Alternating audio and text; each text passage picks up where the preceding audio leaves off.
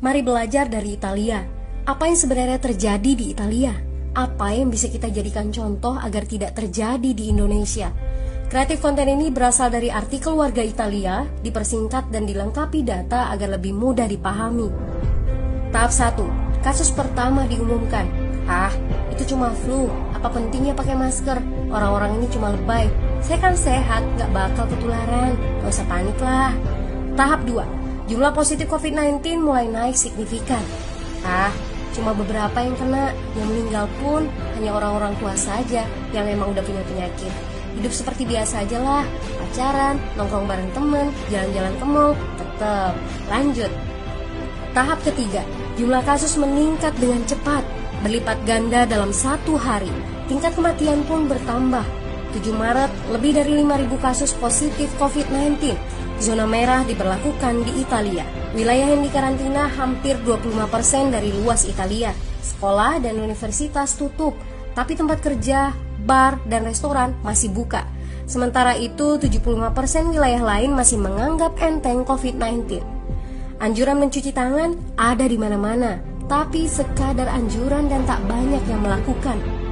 Tahap 4. Jumlah kasus meningkat pesat. Sekolah dan universitas ditutup selama sebulan. Darurat nasional pun diberlakukan. Rumah sakit menambah kapasitas, seluruh kamar dibersihkan untuk memberi ruang bagi pasien COVID-19. Tapi tak ada cukup dokter dan perawat. Ada terlalu banyak kasus pneumonia, terlalu banyak pasien perlu ICU, tapi ruangannya sudah habis, ventilator habis. Pada titik ini seperti kondisi dalam perang, dokter harus memilih siapa yang akan diobati berdasarkan peluang bertahan hidup. Itu berarti pasien lanjut usia dan punya penyakit bawaan seperti hipertensi, diabetes, stroke tidak masuk prioritas karena tidak ada lagi ruang. Sistem layanan kesehatan seketika runtuh. Tahap 5. 9 Maret mencapai lebih dari 9.000 kasus. Seluruh kota Italia lockdown. Orang-orang bisa pergi hanya untuk keperluan darurat dan dalam pengawasan ketat.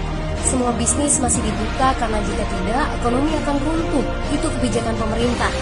Mulai ada ketakutan, orang-orang mulai memakai masker dan sarung tangan. Tapi tetap saja, ada anak-anak yang merasa jagoan, masih ingin uji nyali. Pergi ke restoran rame-rame, hangout bareng, minum-minum dan lain sebagainya. Tahap 6. 2 hari kemudian pemerintah Italia berubah pikiran.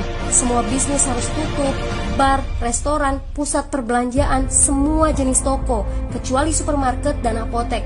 Penyebabnya, karena dalam sehari yang positif bertambah lebih dari 2.000 kasus.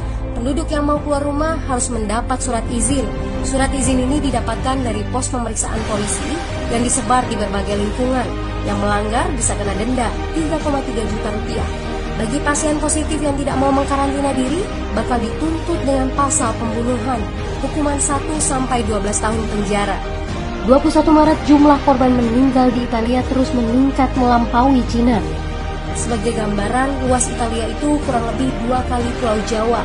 Penduduknya lebih dari 60 juta jiwa. Lalu apa yang harus kita pelajari dari Italia? Yuk, mulai dari diri sendiri, mulai dari di rumah aja.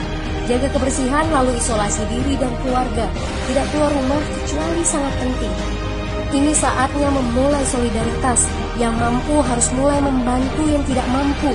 Ini adalah bentuk usaha dan doa kita semua. Semoga badai corona ini segera berlalu. Mari memulai kekompakan dengan membagikan informasi ini. Di rumah aja, mari belajar dari Italia.